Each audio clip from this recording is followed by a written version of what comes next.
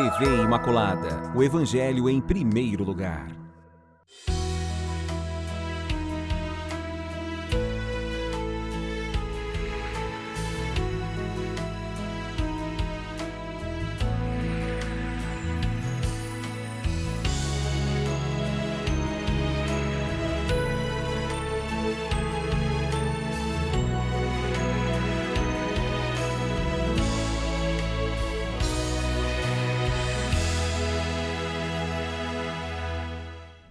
Olá, queridos amigos, nós começando mais um programa Página da Bíblia, ansiosos para terminar este livro maravilhoso que se revelou como um livro de revelações, o livro do Levítico.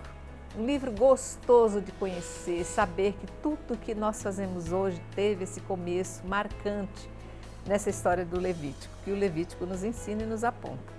Estamos hoje aqui contando com nossos dois mestres, a quem agradeço imensamente, o Padre Carlos Ventura, professora Maíla. Fico feliz de estar aqui.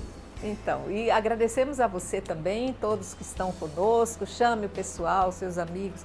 Gente, está sendo muito bom esse começo de proposta de estudarmos o Pentateuco, os 5 primeiros livros, e nós já estamos avançando, terminando já o Levítico. Estamos já daqui a mais uns dias para começar o livro dos números e você então já vá se preparando, separando seu material para que a gente não perca esses estudos belíssimos que estão por vir e esse que está hoje quase acabando. Vamos entrar hoje no capítulo 24 do livro do Levítico e eu já vou começar aqui sem delongas, fazendo a leitura do versículo 1 até o versículo 10, versículo 9, aliás. Vai dizer: Yahvé falou para Moisés e disse: ordena aos israelitas que te tragam azeite puro de olivas amassadas, esmagadas, para o candelabro, para que nele haja uma chama permanente. Diante do véu do testemunho da tenda da reunião, Arão colocará em ordem a chama. Estará neste lugar, diante de Yahvé, desde a tarde até amanhã, continuamente. É uma lei perpétua para os vossos descendentes. Arão preparará as lâmpadas sobre o candelabro puro diante de Yahvé continuamente. Tomarás a flor de farinha e cozerá 12 pães, tendo cada um 2 décimos. Em seguida os porás em 2 fileiras de 6 sobre a mesa pura que está diante de Yahvé. Sobre cada fileira porás incenso puro. Isto será alimento oferecido em memorial, uma oferenda queimada a Yahvé. Cada dia de sábado serão colocados permanentemente diante de Yahvé. Os israelitas os fornecerão como aliança perpétua. Pertencerão a Arão e a seus filhos, que os comerão no lugar santo, pois é coisa santíssima para ele, das oferendas queimadas a Yahvé. É lei perpétua. Maíla, vamos começar já tentando colocar na nossa cabeça tudo aquilo que nós vimos sobre esses preceitos, a reunião, as festas das tendas, né? Lembrar toda aquela festividade, aquela alegria. Nós estamos agora continuando com essas exigências que já foram feitas lá atrás a respeito de como partir a farinha, de como escolher a farinha, de como se amassar a farinha com azeite, como isso vai ser oferecido para ser queimado, né? Tudo isso aqui era muito importante e aqui ele frisa por várias vezes. Isso é perpétuo, ou seja, isso não é para acabar agora, isso é para ter continuação a vida toda. Daí a necessidade que a gente falava no programa anterior de fazer o recordar nessas festas, recordar tudo isso que eles estavam vivendo, né? Essa memória, né? Isso. Era algo que eles precisavam aprender, viver e passar de geração em geração, algo perpétuo, né? Aqui a gente tem nesse trecho dois ritos, 2 celebrações, né? Primeiro a questão do rito da lâmpada, essa lamparina, que era aqui a presença de Deus. Deus é a luz, né? Se a gente pegar lá, eu até anotei, o Salmo 27, o versículo 1, diz assim: Javé é minha luz e salvação, de quem terei medo. Então, Javé é a luz, é aquela luz A presença de Deus aqui, marcada então por essa lâmpada, né? Que deveria estar sempre acesa diante do altar, diante da mesa do sacrifício, dos oferecimentos. E junto a Deus estão aqui 12 pães, que lembra para nós as 12 tribos, que é a presença do povo. Então, enquanto a lâmpada é a presença de Deus, os pães oferecidos, chamados de pães da presença, era aí a presença do povo junto a Deus. Se a gente lembrar, não sei se vocês se lembram daquele trecho em que questiona-se por que Davi comeu os pães oferecidos, né, a Deus. É Mateus 12, Mateus 1 a 4. 12, de 1 a 4, que fala isso, Quando né? Jesus com os discípulos está atravessando os campos de trigo, eles começam a debulhar, daí perguntam, o que estão fazendo? Daí Jesus recorda que Davi comeu desses pães que era só para os sacerdotes. Isso, aí ele fala, não, era só para o sacerdote, mas Davi comeu, né? Ou seja, isso, claro, tinha todo um ritual, tinha que se cumprir, tinha uma obediência, mas Jesus ali, o que Jesus está querendo dizer? Existe uma lei, mas a lei não pode escravizar o ser humano. Tá. O ser humano está acima da lei e Deus acima de nós.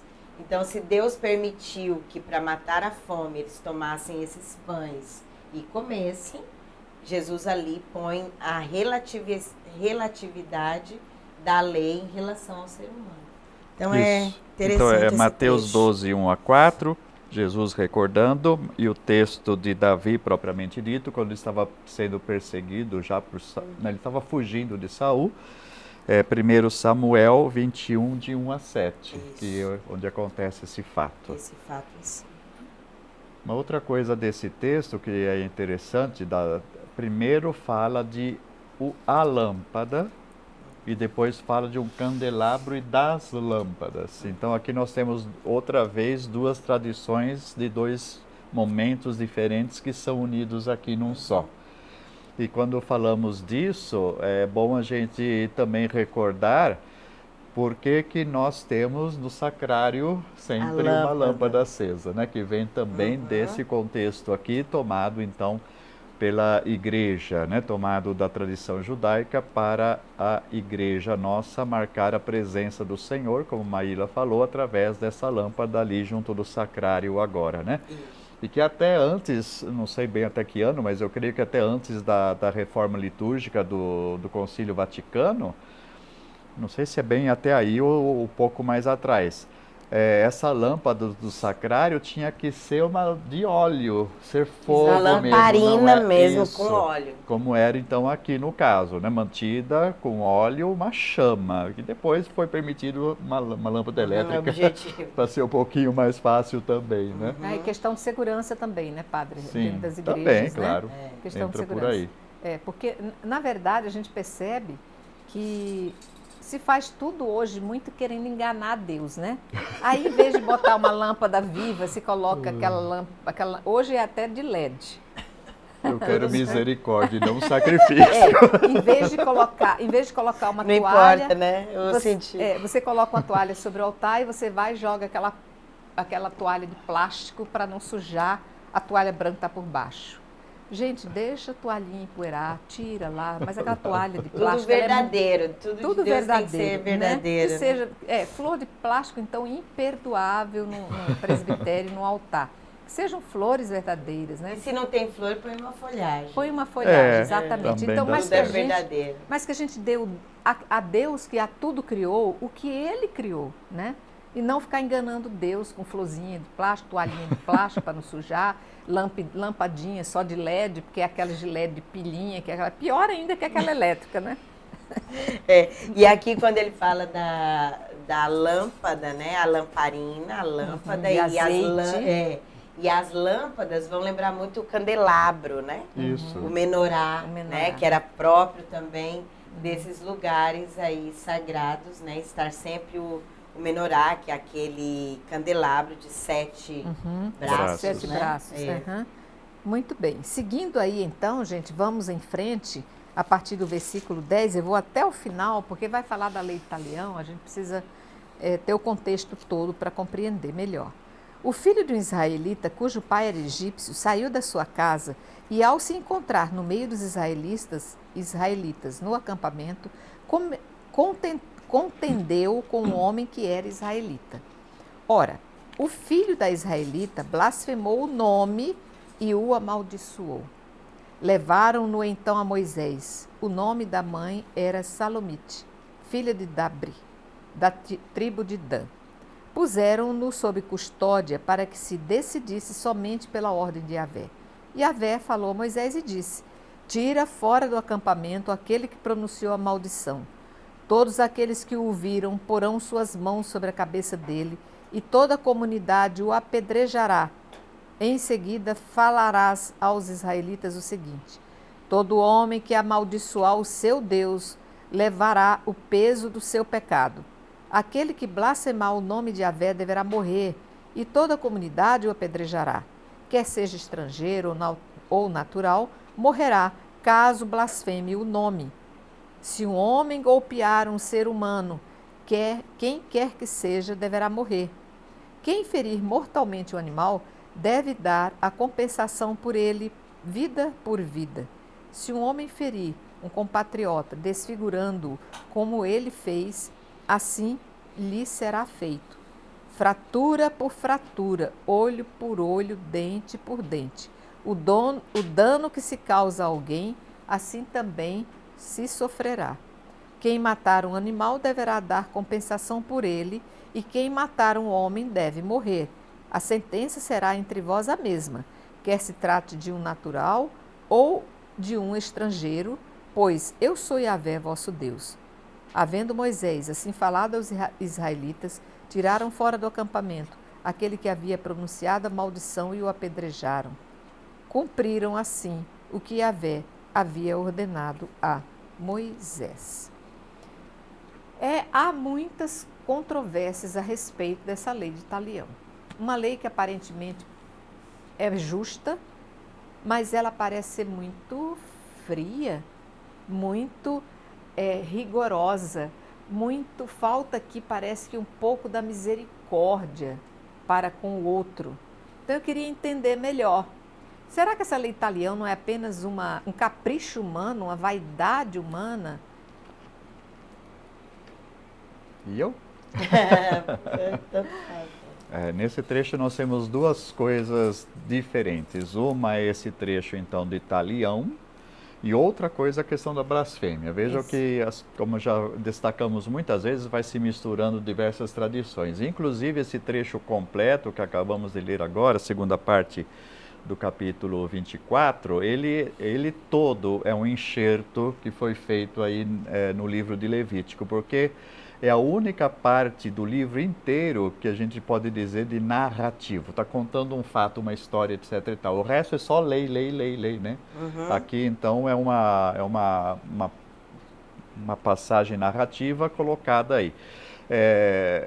Parece, né, que como não havia aparecido em todas as leis atribuídas aí a Yahvé por meio de Moisés, nesse contexto da aliança, alguma coisa que falasse de blasfêmia, né, contra Deus, então foi colocado esse caso omisso da lei dessa maneira aqui.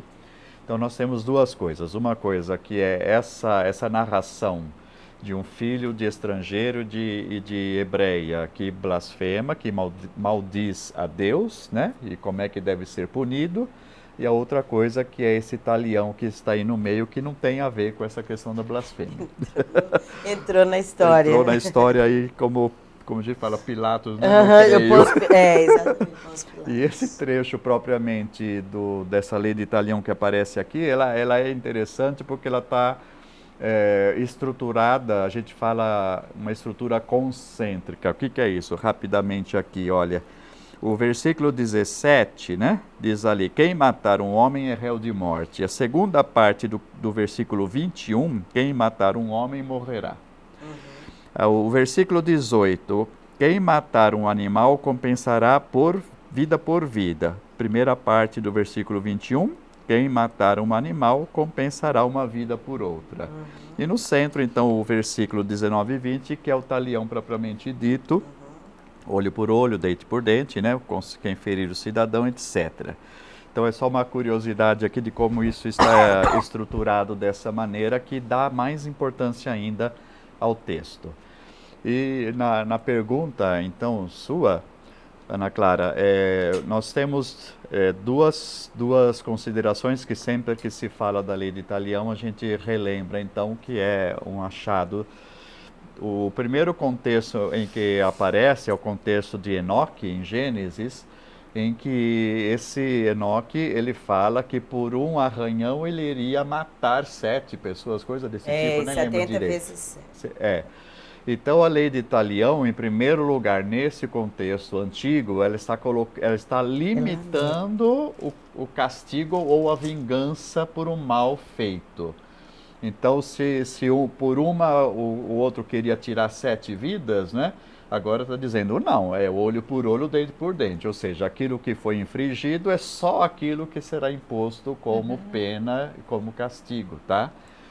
Então, para a gente ver a questão da barbárie, né, vamos dizer assim, que podia acontecer antigamente, e no caso, esse talião, que não é somente uma lei que aparece na Bíblia, mas aparece também em outros povos do entorno do Oriente Próximo, também essa mesma lei, é uma limitação, é um progresso, e não um regresso, uma coisa fria.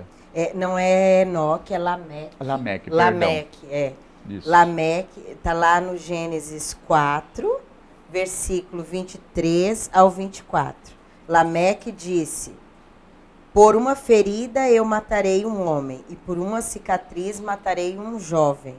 Se a vingança de Caim valia por 7, a de Lameque valerá por 77. Isso, obrigado. Então veja bem que está limitando, né? Então é um progresso para aquele momento e não uma coisa fria como dá a impressão para a gente hoje em dia, graças a Deus, né? Mas que a gente várias vezes já comentamos aqui, quando a gente clama por vingança hoje em dia, a gente tem que prestar muita atenção também, né? Para a gente não voltar atrás. Então a pena de morte, né? Ou seja, matou, tem que morrer, é voltar atrás, né? Para nós hoje aqui precisamos prestar atenção, que graças a Deus nós temos uma sensibilidade para com a vida hoje muito maior, né? Jesus deu a sua vida, não tirou a vida de ninguém. E às vezes, desculpa, e às vezes parece assim, pedir justiça, mas no fundo é vingança. É vingança. Né? E Jesus vem consertar um pouco isso aí, dizendo assim, alguém que bater na sua face ofereça Oferece outra. outra. Ou seja, vai exatamente no sentido contrário dessa lei de Talião, né? Exato. Faz Então, um isso que você progresso coloca muito maior. É muito importante, que de repente aquilo pode estar confundindo as cabeças, né? É porque antes não tinha a questão da proporção da pena, não era feita. Então, se eu vim aqui, peguei esse copo, tiram minha vida por causa disso. Aí vem a lei de Talião e é um avanço já até em relação ao que antes existia. Então, é uma proporcionalidade da pena. Fez isso, proporcional, terá essa punição. Mas que não resolve. Porque ainda assim a gente acaba extrapolando. Aí vem Jesus, que já dá um grande avanço. E Jesus diz, para que fazer tudo isso, né? Às vezes tem outros caminhos. O cristão não faz assim, o cristão não né? precisa fazer isso. E outra coisa que eu aprendi preparando o programa agora talião é um termo português que vem de talhar, que significa cortar, né? Então, se cortou um braço, corta o braço, o olho, dente. E retaliar. Retaliar é devolver a mesma coisa, né? Eu não sabia, eu pensei que talião era o nome próprio. O nome próprio, Não é verdade. É. Quem fez a lei, né? Pois é, não é isso. E é um verbo, coisa. né? Taliar. Legal. Agora, o resto dessa passagem, então, enfoca a questão da blasfêmia contra o nome de Javé. Nós já temos, evidentemente, nos 10 mandamentos, não tomar o nome de Deus em vão, como a gente fala, né? O não pronunciar o nome de Javé, que seria mais ao pé da letra, não é? Por isso, na leitura litúrgica, se é aconselhado não falar Javé, mas continuar falando Senhor, em respeito à sensibilidade dos judeus, principalmente, e não tanto a nossa cristã. Mas aqui entra, então, esse caso, né? Recordamos mais uma vez, a pessoa tinha a mãe hebraica, né? E o pai estrangeiro, ou vice-versa, né? A mãe... Acho que é o contrário, né? O pai hebreu e a mãe... Ele saiu o filho da israelita, a mãe era judia. A mãe israelita e o pai estrangeiro. Acontece esse fato de maldizer a Deus, blasfemar. Agora, o que vamos fazer diante disso? A gente já falou que é o caso omisso da lei que entra aqui agora. Mas veja bem que é deixado para o próprio Javé ditar a sentença, né? Vamos ver o que Javé vai dizer. E vem a pena de morte para isso, por apedrejamento.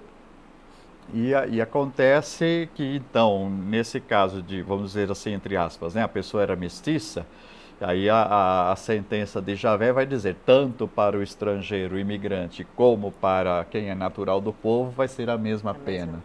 Então, aí também se trabalha esse aspecto, né? Uhum. E é pena capital por apedrejamento. Tem um detalhe aqui ainda, que coloca que deve se impor a mão, né? As pessoas, as testemunhas da blasfêmia vão impor a mão sobre a cabeça dele, que recorda a passagem do bode expiatório, capítulo 16, o dia da expiação, em que o pessoal colocava a mão também sobre o bode lá antes de ser então mandado para o deserto com os pecados do povo, né? Então aqui também dá a entender que a ofensa, né, a Javé, ao nome de Javé, é tão grave que todos aqueles que ouviram isso já, como de certa forma, já se manchassem também. Né? Então eles impõem a mão sobre a pessoa, o culpado, né, dizendo que vai purificar também a parte deles terem ouvido nessa morte que será infringida. É interessante, eu fico aqui pensando na questão prática das coisas, né? Hoje, às vezes, uma pessoa quer mostrar que ela está por dentro dos assuntos, que ela conhece bem um pouco da Bíblia, ela entra com a história do talião. A gente, olho por olho, dente por dente. Aliás, a gente só lembra esse trecho, né? Olho por olho, dente por dente, né? Mas a gente esquece que a história avançou, que depois disso tudo, que como a Maíla colocou, o padre Carlos colocou também muito bem, uma necessidade de se tentar ser justo diante das coisas que aconteciam, e esse justo, mais para frente, vai exigir uma justiça maior. Sim. Né? E quem vai trazer essa justiça maior vai ser Jesus. Né? E que a gente então esqueça que a lei de Talião já houve, já passou, resolveu um problema lá muito atrás, e que hoje nós temos que estar sempre pensando na lei da misericórdia, né? Que é a lei que Jesus deixou para cada um de nós. Muito bem, eu vou pedir um pequeno intervalo, rapidíssimo, nós já voltamos, vamos encerrar esse capítulo 24 já já.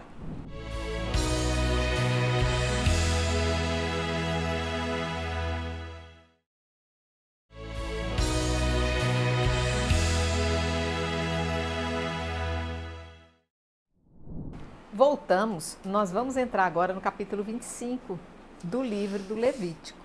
O capítulo 25, eu vou já ler um trechinho que vai tratar do ano sabático e do ano jubilar. Então já vou fazer uma leitura logo corrente, vocês acompanhem, quem não tem problema prestando atenção, eu leio com bastante calma, para que a gente possa entrar e já discutir esses temas rapidão. Vai dizer assim, a partir do primeiro versículo do capítulo 25. Yahvé falou a Moisés no Monte Sinai e disse-lhe, fala aos israelitas e dize-lhes, quando entrares na terra que eu vos dou, a terra guardará um sábado para Yahvé. Durante 6 anos semearás o teu campo, durante 6 anos podarás a tua vinha e recolherás os produtos dela. Mas no 7º ano a terra terá seu repouso sabático, um sábado para Yahvé. Não semearás o teu campo e não podarás a tua vinha. Não ceifarás as tuas espigas, que não serão reunidas em feixes, e não vindimarás as tuas uvas das vinhas, que não serão podadas. Será para a terra um ano de repouso. O próprio sábado da terra vos nutrirá a ti, ao teu servo, à tua serva, ao teu empregado, ao teu hóspede, enfim, a todos aqueles que residem contigo. Também ao teu gado e aos animais da tua terra, todos os seus produtos servirão de alimento. Contarás 7 semanas de anos, 7 vezes 7 anos, isto é, o tempo de 7 semanas de anos, 49 anos. No 7º mês, no 10º dia do mês, farás ressoar o toque da trombeta. No dia das expiações, fareis soar a trombeta em todo o país. Declarareis santo o 50º ano e proclamareis a libertação de todos os moradores da terra. Será para vós um jubileu. Cada um de vós retornará a seu patrimônio e cada um de vós voltará ao seu clã. O 50º ano será para vós um ano jubilar. Não semeareis, nem ceifareis as espigas que não forem reunidas em feixes, e não vindimareis as cepas que tiverem brotado livremente. O jubileu será para vós coisa santa, e comereis o produto dos campos. Neste ano do jubileu, tornará cada um a sua possessão. Se venderes ao teu compatriota ou deles comprares, que ninguém prejudique seu irmão. Segundo o número dos anos decorridos depois do jubileu, comprarás de teu compatriota e segundo o número de anos das colheitas, ele te estabelecerá o preço da venda. Quanto maior o número de anos, mais aumentará o preço, e quanto menor o número de anos, mais o reduzirás, pois ele te vende um determinado número de colheitas. Ninguém dentre vós oprima seu compatriota, mas tenha o temor de teu Deus, pois eu sou Yahvé, vosso Deus. Meu Deus, aqui é uma verdadeira cartilha de como devemos fazer as contas dos anos que a terra produziu em seu favor, de quanto ela poderá descansar, de quanto os anos que você aproveitou em prol de alguém. Enfim, que matemática, eu fico perdida nisso. Mas isso aqui beneficiava ou prejudicava? Então, quer falar? Como todas as coisas, os sacrifícios que nós comentamos, principalmente no capítulo 23, né, das festas e dos descansos, dos sábados, aqui mais uma vez se trata de reconhecer os dons recebidos de Deus, e a terra é um principal dom junto com a fertilidade e a prole, né, os filhos. A promessa desde Abraão, vai dar terra e vai dar posteridade. Então, o que está acontecendo aqui de novo é, primeiro, a consciência de que a terra pertence a Javé, ele que é o dono, que dá o uso, a propriedade às tribos, ao povo. E o que vem depois, um pouco mais para frente, complementa isso também. Então, esse ano sabático de não cultivar a terra, como diz o texto, é um sábado para Javé que a terra goza. Tá. Então, como os sábados é para descanso do cidadão, do migrante, do servo e dos animais, agora a cada 7 anos tem o sábado da terra, que também pertence a Deus. E é interessante mais uma vez que entra, isso é o ano sabático, né? E depois vem o ano jubilar, 7 vezes 7, né? Vai ter mais um ano de descanso. E que relembra, nós tínhamos o sábado da Páscoa, depois 7 semanas até a próxima festa, que nós chamamos de Pentecostes, portanto, né? Também aqui acontece a mesma coisa. Então, em vez de dias, a terra goza de anos, né? Anos sabáticos, e o 50º ano mais uma vez. Prejudica ou não prejudica? Como todo sacrifício, aqui é o caso de reconhecer o que é de Javé e dar o que pertence a Javé. Então, é um reconhecimento do que se recebe. Depois tem o trecho seguinte que complementa essa resposta, né? Se prejudica ou se ajuda. Uma primeira coisa que a gente pode lembrar hoje é que mesmo com toda a tecnologia que envolve a produção rural hoje em dia, chamado agronegócio, né? Toda a técnica, toda a questão de adubos, etc., que supre, vamos dizer assim, com os fertilizantes, o que a terra às vezes já não pode mais oferecer, não é? Antes de haver tudo isso, e mesmo hoje em dia, existe aquela questão da agricultura rotativa, Rotação de cultura. rotação de culturas, que você, até pouco tempo atrás, você realmente, quem tinha uma propriedade um pouco maior, sempre deixava um setor daquela terra sem cultivar, ia fazendo esse rodízio para a terra poder se recuperar, porque ela também é limitada, né? Então isso daí também é um fator, claro que eles tinham esse conhecimento mais rudimentar antes, mas é um fator de recuperação e de ajudar a que a terra possa continuar a produzir, fazer uma pausa. Então, Maíla, mas então entrando nessa questão aqui, isso são observâncias que vieram das leis judaicas. Nós estamos no catolicismo. Como é que o catolicismo vê isso? Existe alguma orientação? A igreja acompanha isso aí? Ou isso é apenas um ideal que deveria ser observado, mas fica por conta da pessoalidade, da individualidade? Essa prática aqui não é algo mais que a gente observa enquanto lei, mas deveríamos observar enquanto cuidado ecológico.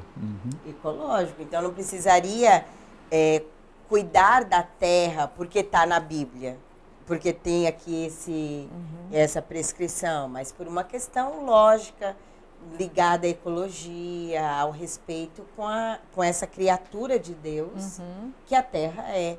E fora a função social que essa terra tem. Porque percebe que no ano jubilar, esse 50º ano, se tem aquela terra que por ventura eu tenha perdido por dívida, alguém vai resgatar e volta de novo para minha família. Ou seja, procura diminuir essas desigualdades sociais, né? O latifúndio, né? A questão de reforma agrária que é tão discutida. Aqui eles já faziam isso por uma obediência a Deus. Então, quando se devia, a pessoa primeiro tentava pagar a dívida, não conseguia, perdia a terra. Depois a própria pessoa, às vezes, era vendida como escrava, com pagamento entregue. Perceba que aqui no ano jubilar, por isso que é um ano tão aguardado e feliz, porque mostra o projeto, aquilo que Deus quer para nós, que é de ser igual, a igualdade, não é ser iguais, a justiça, a igualdade, a fraternidade. Eu não quero ganhar em cima do outro, até pelo fato de que a terra não era nossa. A terra é de Deus e a gente apenas é inquilino. Temos ali uma responsabilidade sobre ela. Deus distribui a terra entre as tribos. Então, esse ano jubilar e o que vem depois a respeito dos servos, como a Maíla já adiantou, é uma questão do que a gente chamaria hoje de equilíbrio social, né? A questão de evitar o acúmulo e o endividamento de alguns, né? Então, você de tanto em tanto tempo, respeitando inclusive ali, vai faltar tantos anos para completar o 7, vai pagar proporcional o preço, né? Não vai pagar o preço total assim por diante, e com os servos a mesma coisa, o resgate dos servos. Então veja bem, né, que a sabedoria de Deus está em resguardar a terra ecologicamente, como foi dito, e resguardar o equilíbrio social no meio do povo. Evitar então a escravização o mais possível, evitar o acúmulo da terra o mais possível. Sim. Muito bem, nós vamos ver aqui mais para frente que Deus garante uma retribuição, garante fartura, garante progressos a todos aqueles que respeitarem seus mandamentos, e esse é um dos mandamentos. Mas eu chego à conclusão que uma vez que o mundo está se paganizando, cada vez conhece menos as leis de Deus, isso vai cair cada vez mais em descrédito, em desconhecimento. Isso vai passar cada vez mais a ser ignorado, isso aqui pouco a pouco vai ser abandonado e o homem não vai ter nem como se cobrar do homem isso, né? Então cabe a nós, enquanto igreja, povo de Deus, caminhante, e sempre despertando, acendendo a luzinha, né? Você tem sua terra, respeite, né? Isso é que nem um útero materno, né? E Mulher que respeitar a tem terra dos filhos outros, cada né? vez mais, chega uma hora que ela não consegue mais. A terra indígena, né? Que é a Exatamente, questão da é. demarcação. Veja que são coisas que quando se gente tratam luta desses fazer. assuntos hoje em dia, claro, outra vez entra a questão, por que o sábado? Para você não ser escravo do mercado, do ganho, da cobiça e assim por diante. E aqui, igualmente, né, quando a gente fala do equilíbrio, do acúmulo de bens, é uma visão fraterna e escatológica que estamos perdendo fortemente. Então, quando se tratam desses assuntos hoje em dia, mesmo entre nós, né, cristãos e católicos, porque isso é comunismo, porque isso é... Espera aí, né? O que se vê, em primeiro lugar, que não se pode deixar, se não vou dizer que vamos devolver as terras, deveria sim, né? Ou pelo menos respeitar aquelas terras, como acontece na lei do Brasil hoje, que é muito criticada às vezes, até que ter uma determinada área X ao redor dos córregos, né? Tem que ter uma determinada área X em que se preserva a mata e não se põe tudo abaixo. Vem toda essa questão outra vez de suplementos, né, dos fertilizantes, que colocam isso em jogo também muitas vezes. E muitas vezes, porque é direito também divino que a pessoa tenha a propriedade privada sua. Claro que sim, mas tem a parte Limitação social, o papel social das propriedades também. Que Então, deve estar acima do que é o individual como egoísmo, né? Apenas. como né? acúmulo, É, exatamente, acúmulo. tá? Então a gente tem que prestar atenção nessas discussões todas, que sempre, evidentemente, se puxa a brasa para a própria sardinha, né? E tem que ser revisto muita coisa aí da nossa consciência. Se não caímos em extremos, né? Mas eu Aham. quero então, vamos agora tentar falar de forma livre, eu não vou nem me apegar mais ao texto, porque nós queremos entender essa questão dos resgates, né? Aham. E nós queremos vencer esse capítulo ainda nesse programa. Então nós queremos entender um pouquinho o que diz respeito a esses resgates das propriedades. Sem que eu precise ler, vocês resumindo aí, vocês poderiam passar para nós o sentido desse resgate? Então, de novo aqui a questão da terra e da propriedade que cada um tem direito. E quando ela for perdida, alguém próximo a essa pessoa, né? Ela é um parente próximo, ele tem aí um dever moral até, e ligado a Deus, de resgatar isso, esse bem que essa pessoa perdeu. E aí entra não só os bens materiais, mas a própria pessoa que às vezes caiu como escrava. Então era o que a gente chama da lei do resgate, ou o Goel. O Goel. Né? O Goel que paga, que toma essa frente para trazer de volta a dignidade essa pessoa ou aqueles bens que esse parente tenha perdido. Aí a gente vai ter uma importância muito grande disso no próprio gesto de Jesus, porque Jesus foi o nosso Goel. Jesus pagou o preço, pagou o preço daquela dívida que era nossa. A dívida de vida, né? Ele paga o preço, dando a sua própria vida por nós. Então, esse ato de Jesus de amor tem ali, nesse trecho aqui, esse fundamento também. Então existe sempre, outra vez, propriedades rurais. Aqui fala de alguns casos de propriedades urbanas também, de casas, de imóveis urbanos.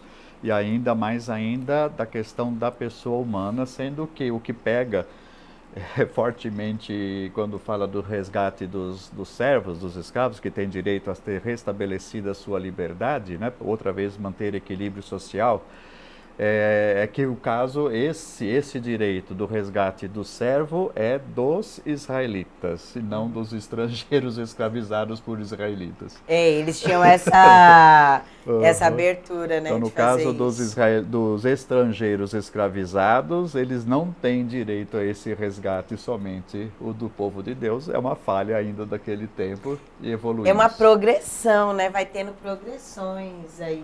E é tão interessante de saber sobre isso, essa questão dos resgates, que quando a gente estudar outros livros, a gente vai lembrar disso. Por exemplo, quando se estuda o livro de Ruth, o parente próximo resgata Ruth, casa-se com ela, resgata.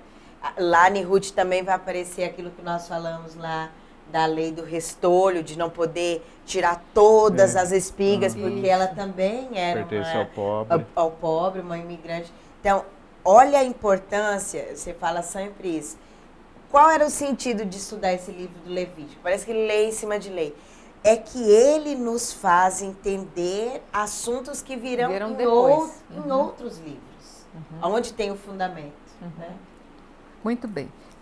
Eu falei que eu não ia ler, mas eu vou ler uma introduçãozinha aqui a respeito do resgate de pessoas, porque aqui vai ser um assunto mais fértil, né?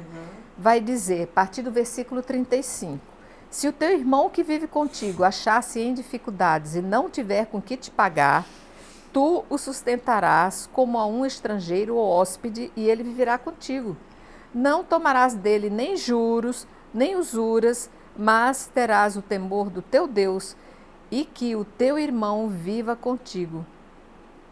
É interessante isso aqui, porque hoje parece ser muito natural nós trazermos parente, irmão, conhecido, amigo, próximo, que tem dificuldade, você oferece, olha, vem, eu tenho um quarto, olha, vem, fica aqui, eu te acolho. Já fizemos isso no passado, meus pais eram ótimos em fazer isso. Amigos que estavam mudando de um estado para o outro, ele trazia, fica aqui um mês na minha casa, eu cedo um quarto, você criança, e enfim.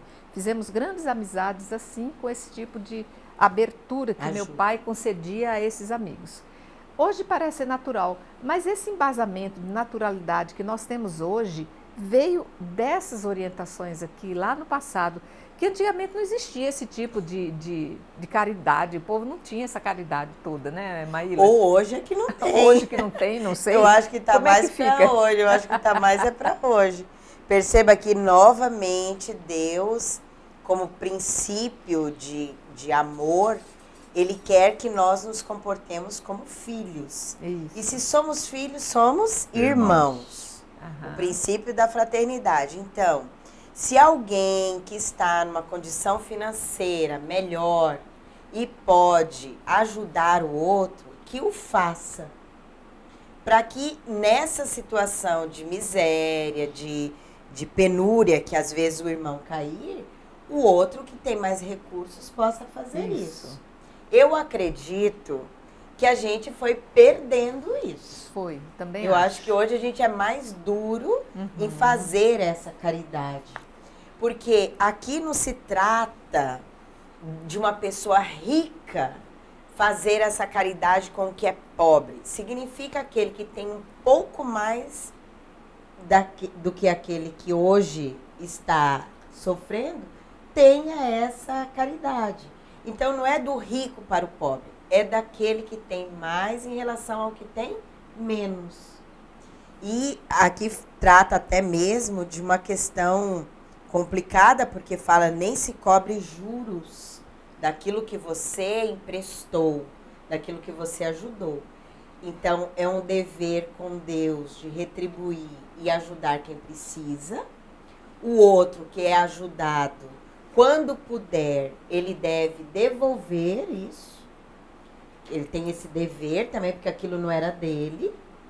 Mas você não tem o direito de cobrar juros sobre o outro. Porque ter o juro é você ganhar em cima da necessidade do outro. É explorar o outro.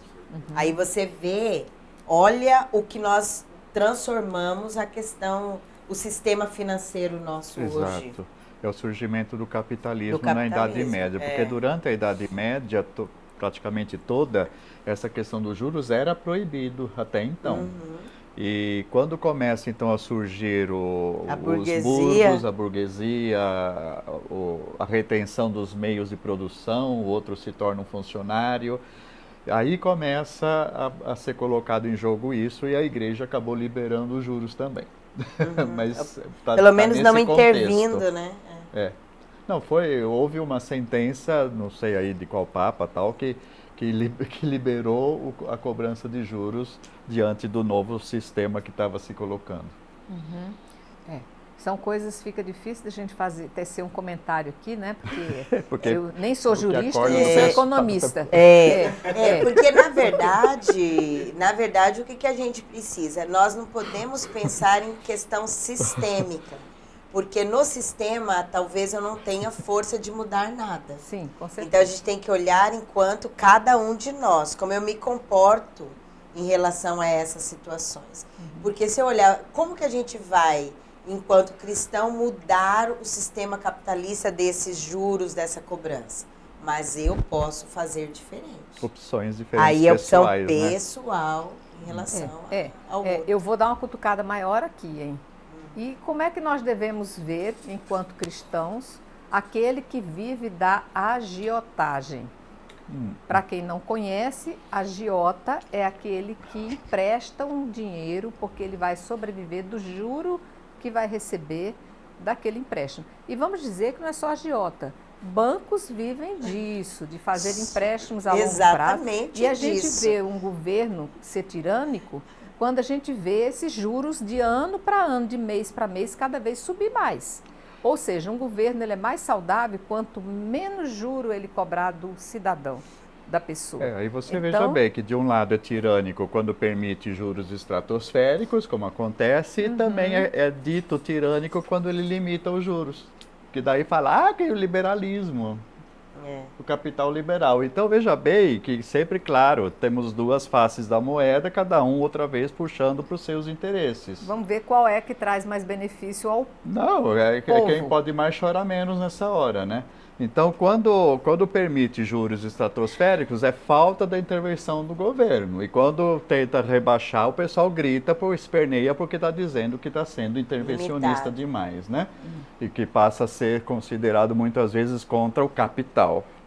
E daí é fechado de comunista. Então, evidentemente, existe o papel do Estado aí em fazer um equilíbrio da melhor maneira possível. Exatamente. Então, gente, nosso assunto por hoje vai ficando por aqui.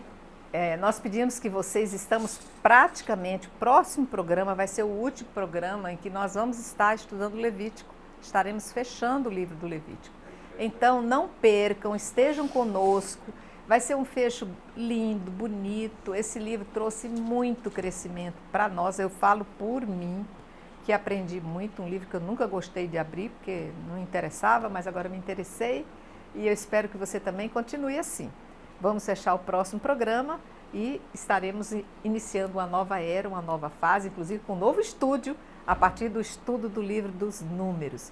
Então eu quero agradecer aqui a todos vocês, agradecer nossos mestres que nos conduziram no estudo de hoje. Fiquem com Deus e até nosso próximo programa final do livro Levítico, Páginas da Bíblia. Até lá!